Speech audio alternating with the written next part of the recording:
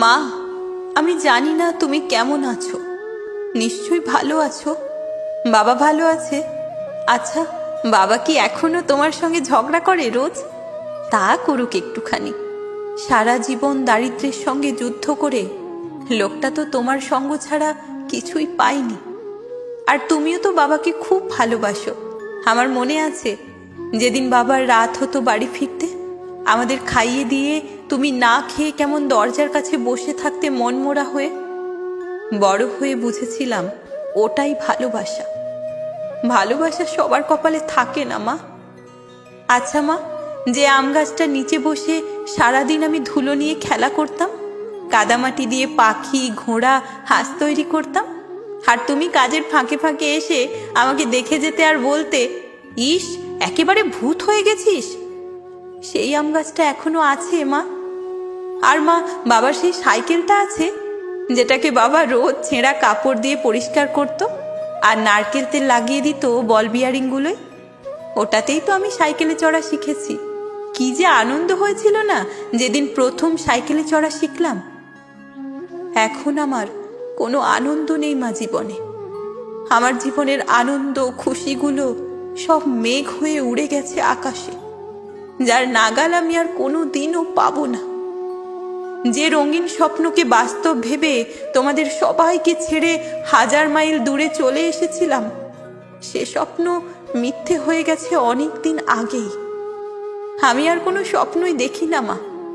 শুধু তোমাকে দেখার ইচ্ছেতে মনটা খুব কাঁদে। তোমার মনে আছে মা, একবার আমি দুষ্টুমি করে একটা পেঁপে গাছ ভেঙে দিয়েছিলাম বলে তুমি উনুনের জাল দেওয়া লাঠিটা নিয়ে আমায় মেরেছিলে। তোমার অজান্তেই লাঠিটা আমার কনুইতে লেগেছিল, খুব ব্যথা হয়েছিল। কাঁদতে কাঁদতে আমি ঘুমিয়ে পড়েছিলাম। তারপর ঘুম ভেঙে দেখি তুমি আমার পাশে বসে হাত বুলিয়ে দিচ্ছ ব্যথার উপর, আর তোমার চোখ দিয়ে জল গড়িয়ে পড়ছে। ছোট হলেও তখন বুঝেছিলাম আমার থেকে তুমি বেশি ব্যথা পেয়েছ।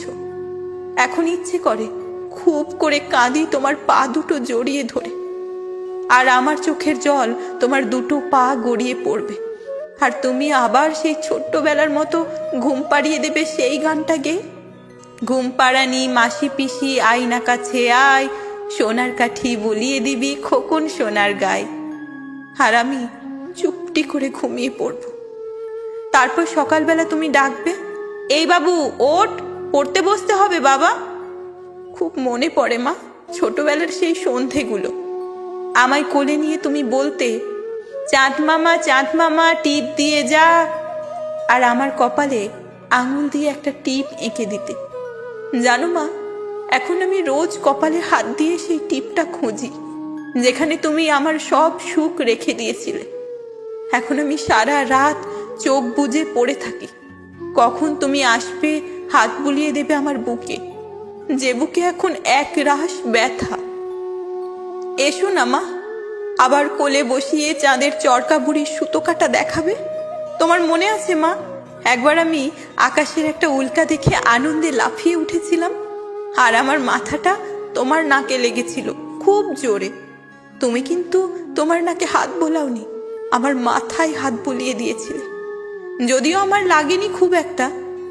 এখন আমি আকাশ দেখি না মা, আমার জীবনও একটা উল্কার মতো দিশেহারা এখন।